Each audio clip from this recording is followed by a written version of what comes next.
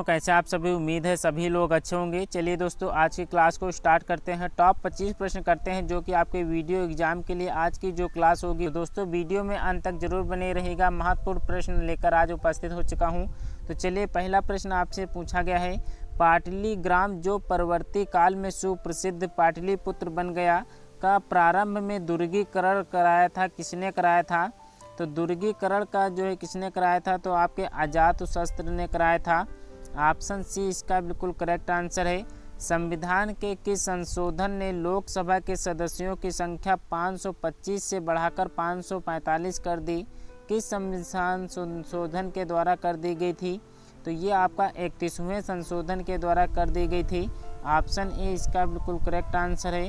उत्तर प्रदेश में विश्व भारती पुरस्कार प्रदान किया जाता है। विश्व भारती पुरस्कार की संस्था द्वारा प्रदान किया जाता है। तो संस्कृत संस्थान के द्वारा जो है विश्व भारती पुरस्कार प्रदान किया जाता है।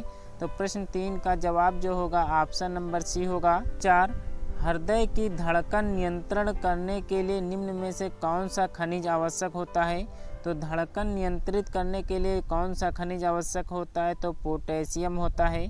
ऑप्शन बी इसका करेक्ट आंसर है। निम्न आंदोलनों का सही काल क्रम क्या था। दिए गए ऑप्शन में से इनका काल क्रम सम्मिलित करना है। तो इसमें सविनय अवज्ञा आंदोलन कब हुआ था, तो ये आपके 1930 में हुआ था। खिलाफत आंदोलन किस वर्ष हुआ था, तो ये आपके 1919 में हुआ था। होम रूल आंदोलन की शुरुआत कब हुई थी, 1916 में हुई थी। अगर भारत छोड़ो के आंदोलन की बात करते हैं तो ये आपके 1942 में की थी। तो सबसे पहले इसमें मिलान करना था, तो होम रूल आंदोलन ये आपका सबसे पहले हुआ था। दूसरा जो आपका 1919 में जो है खिलाफत आंदोलन हुआ था। सविनय अवज्ञा आंदोलन आपका 1930 में हुआ था। भारत छोड़ो आंदोलन आपका जो कब हुआ था, तो ये 1942 में हुआ था। तो इस प्रकार से आपको मिलान करना था। अगले प्रश्न का जवाब देख लेते हैं। संत रामदास को किसके शासन काल से संबंधित किया जाता है। प्रश्न 6 का जवाब करना है। तो औरंगजेब के शासन काल में जो है रामदास को शासन काल से संबंधित किया जाता है। ऑप्शन डी इसका सही जवाब है। हड़प्पा संस्कृति के लोगों ने गेहूं, जौ तथा कपास की खेती का ज्ञान निम्न स्थलीय पूर्वजों से प्राप्त है। गेहूं, जौ और कपास ये जो है आपके मेहरगढ़ से जो है प्राप्त का ज्ञान मिला था। तो ऑप्शन सी इसका बिल्कुल करेक्ट आंसर है। हड़प्पी पुरा स्थल से प्राप्त सामग्री एवं स्रोत से सम्मिलित करना है। दिए गए ऑप्शन में से सही सम्मिलित करना है। तो तांबा, अगर इसकी हम बात करते हैं तो आप तांबा जो आपके राजस्थान से संबंधित हो जाएगा, यहाँ पर तांबा पाया जाता है। सोना की अगर हम बात करें तो ये दक्कन का इसमें हो जाएगा, दक्कन का हो जाएगा। शंख आपके कहाँ तो होते हैं, तो कच्छ जो है ये आपके शंख यहाँ पर पाए जाते हैं। लावार्द आपके कहाँ पाए जाते हैं, तो ये आपके अफगानिस्तान में पाए जाते हैं। तो ये मिलान आप सभी लोग अच्छे से याद करना है, क्योंकि यहाँ से प्रश्न आपको 1 से 2 प्रश्न आपको ज़रूर यहाँ से इस बार पूछे जाएंगे।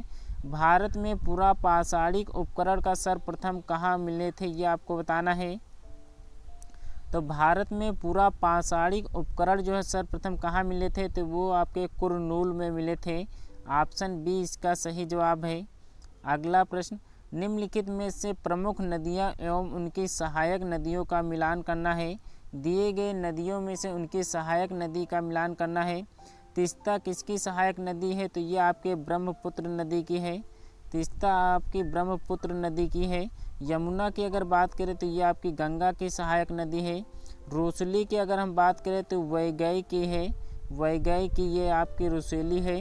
अमरावती की बात करें तो ये आपकी कावेरी की जो है सहायक नदी है। तो इन पॉइंटों को जो है आप सभी लोग अच्छे से नोट कर लेंगे, और यहाँ से प्रश्न आपका 100% 1 से 2 प्रश्न आपके ज़रूर यहाँ से इस बार पूछे जाएंगे। प्रश्न 11 आपसे पूछा गया है, निम्नलिखित में से कौन सा युग्म सही सम्मिलित नहीं दिया गया है। हिमाद्री की जो बृहत हिमालय होती है ये आपकी करेक्ट है। शिवालिक जो है इसकी बाहरी हिमालय होती है। पश्चिमी घाट जो कि आपकी प्रायद्वीपीय भारत की है।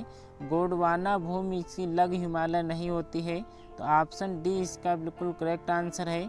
निम्नलिखित में से कौन सी ठंडी धारा नहीं है, कौन सी धारा आपकी ठंडी जलधारा नहीं है, तो ब्राज़ील धारा आपकी जो है ठंडी जलधारा नहीं है। ऑप्शन ए इसका बिल्कुल करेक्ट आंसर है, जो कि आपकी एक गर्म जलधारा है, गर्म है। निम्नलिखित युग्मों में से कौन सा युग्म सुमेलित नहीं दिया गया है? तो शिव समुद्रम जलप्रपात आपके कावेरी नदी पर है, बिल्कुल करेक्ट है। 3 ऑप्शन और नीचे दिए गए हैं। चुलिया प्रपात आपके चंबल नदी पर है, तो ये भी करेक्ट है। धुआंधार जलप्रपात आपके नर्मदा नदी पर है, ये भी करेक्ट है। जोग प्रपात आपके कृष्णा नदी पर नहीं है, ये आपके कर्नाटक में है। कहाँ पे है? कर्नाटक के शरावती पर है, शरावती नदी पर ये आपकी जो है स्थित है। तो इस पॉइंट का जवाब जो होगा ऑप्शन नंबर सी होगा। अगले प्रश्न का जवाब करना है। टर्की का कौन सा नगर पश्चिम का द्वार कहलाता है? टर्की का कौन सा नगर जो है पश्चिम का द्वार कहलाता है? तो इस्तांबुल जो है आपका टर्की का नगर जो है पश्चिम का द्वार कहलाता है। पंचेश्वर बहुउद्देशीय परियोजना भारत और किस देश के बीच जल विद्युत परियोजना है? तो पंचेश्वर बहुउद्देशीय परियोजना जो है आपके भारत और नेपाल के बीच जो है ये जल विद्युत परियोजना है। ऑप्शन ए इसका बिल्कुल करेक्ट आंसर है। आर्य समाज आंदोलन विश्वास करता था, तो आर्य समाज आंदोलन विश्वास करता था वैदिक कर्मकांड में जो है आंदोलन विश्वास करता था। तो प्रश्न 16 का जवाब जो होगा ऑप्शन नंबर डी होगा। सूची फर्स्ट को सूची सेकंड के साथ मिलान करना है। प्रश्न 17 का जवाब कौन सा होगा? तो कनक भवन आपका कहाँ स्थित है? तो ये आपका अयोध्या में है। कनक भवन कहाँ स्थित है? तो ये आपके अयोध्या में है। बांदा में क्या स्थित है? तो ये आपका कालिंजर दुर्ग जो है आपका बांदा में स्थित है। कालिंजर दुर्ग आपके बांदा में स्थित है। देवा शरीफ का मेला जो है आपके बाराबंकी में लगता है। देवा शरीफ का मेला जो है आपके बाराबंकी में लगता है। कामदगिरि पर्वत ये आपके चित्रकूट में है, ये आपके चित्रकूट में है। तो इस प्रकार से आपको मिलान करना था। तो कनक जो भवन आपके अयोध्या में है, कामदगिरि पर्वत आपके जो है चित्रकूट में है, कालिंजर दुर्ग आपके बांदा में स्थित है, देवा शरीफ आपके बाराबंकी में स्थित है। तो ये पॉइंट आपको अच्छे से याद कर लेना है। संविधान सभा का प्रांतीय संविधान का अध्यक्ष कौन था? इस प्रश्न का जवाब आप सभी लोग अच्छे से पढ़कर देना है। अच्छे से प्रश्न इसको जो है पढ़ने के बाद ही इसको जवाब कीजिएगा, क्योंकि यहाँ पर 100% आप सभी लोग जो है आंसर गलत देने वाले हैं। तो संविधान सभा का प्रांतीय संविधान सभा का अध्यक्ष कौन है? तो ये आपका सरदार वल्लभ भाई पटेल जी थे। ऑप्शन डी इसका बिल्कुल करेक्ट आंसर है। डॉक्टर राजेंद्र प्रसाद मत कर दीजिएगा, क्योंकि यहाँ पर जो है सरदार वल्लभ भाई पटेल जो है संविधान सभा का प्रांतीय संविधान का अध्यक्ष आपसे पूछा गया है। इस पॉइंट को जो है आप अच्छे से याद करके रखना है। मौलिक अधिकारों के अंतर्गत कौन सा अनुच्छेद बच्चों के शोषण से सीधा संबंधित है? तो बच्चों के शोषण से सीधा संबंधित है, अनुच्छेद 24 से संबंधित है। ऑप्शन सी इसका बिल्कुल करेक्ट आंसर है। अगला प्रश्न, सूची फर्स्ट को सूची सेकंड के साथ मिलान करना है। दिए गए ऑप्शन में से सही जवाब कौन सा होगा? तो वीटी कल्चर किसके संबंधित है? तो ये आपके अंगूर की खेती से संबंधित है। वीटी कल्चर जो है आपकी किससे संबंधित है? तो अंगूर की खेती से संबंधित है। पीसी कल्चर किससे संबंधित है? तो आपके मछली से संबंधित है, मछली पालन से संबंधित है। पीसी कल्चर आपके मछली पालन से हो गया। ओलेरी कल्चर किससे संबंधित है? तो ये आपकी सब्जी की खेती से हो गया, सब्जी की खेती से संबंधित हो गया। अगर हम वेजी कल्चर की बात करते हैं तो ये आपके वृक्षों की कृषि से संबंधित है। तो इन पॉइंटों को है आप अच्छे से नोट कर लीजिएगा, क्योंकि यहाँ से एक प्रश्न आपका जरूर पूछा जाएगा। दलहनी फसलों के उत्पादन हेतु कौन सा तत्व आवश्यक है? तो दलहनी फसलों के लिए उत्पादन हेतु कौन सा तत्व आवश्यक है? तो कोबाल्ट जो है इसका बिल्कुल करेक्ट आंसर है। हल्दी के पौधे के खाने योग्य हिस्सा कौन सा है?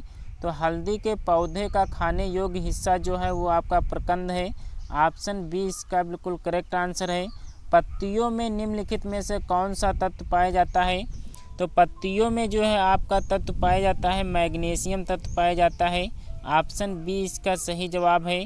निम्नलिखित दिए गए जलाशय और उनके राज्य जो है इनको सम्मिलित करना है। कौन सा जलाशय किस राज्य में है, इस प्रश्न का जवाब करना है।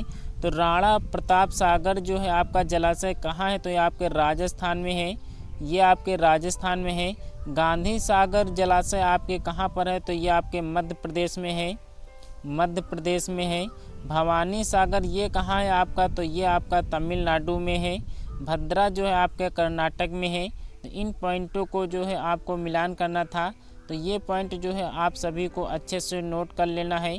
अगले प्रश्न का जवाब करना है, निम्नलिखित देशों में से किसे यूरेनियम सिटी स्थापित करने का श्रेय दिया जाता है? तो यूरेनियम सिटी स्थापित करने का श्रेय जो है आपको कनाडा को दिया जाता है। ऑप्शन बी इसका बिल्कुल करेक्ट आंसर होगा। दोस्तों आज हमने टॉप 25 प्रश्न किए हैं, जो कि आपका वेरी मोस्ट इंपॉर्टेंट ये प्रश्न थे। आज की वीडियो कैसी लगी कमेंट बॉक्स में ज़रूर बताना। वीडियो पसंद आई हो दोस्तों तो एक लाइक ज़रूर कर देना। प्लीज़ चैनल को भी सब्सक्राइब कर बेल आइकन को ज़रूर दबा दीजिएगा कि आने वाली नेक्स्ट वीडियो का नोटिफिकेशन जो है आपको मिल सके। तो चलिए दोस्तों आज की क्लास को यहीं पे हम विराम देते हैं। मिलते हैं कल के वीडियो में, तब तक के लिए अपना ख्याल रखिएगा। जय हिंद, जय भारत।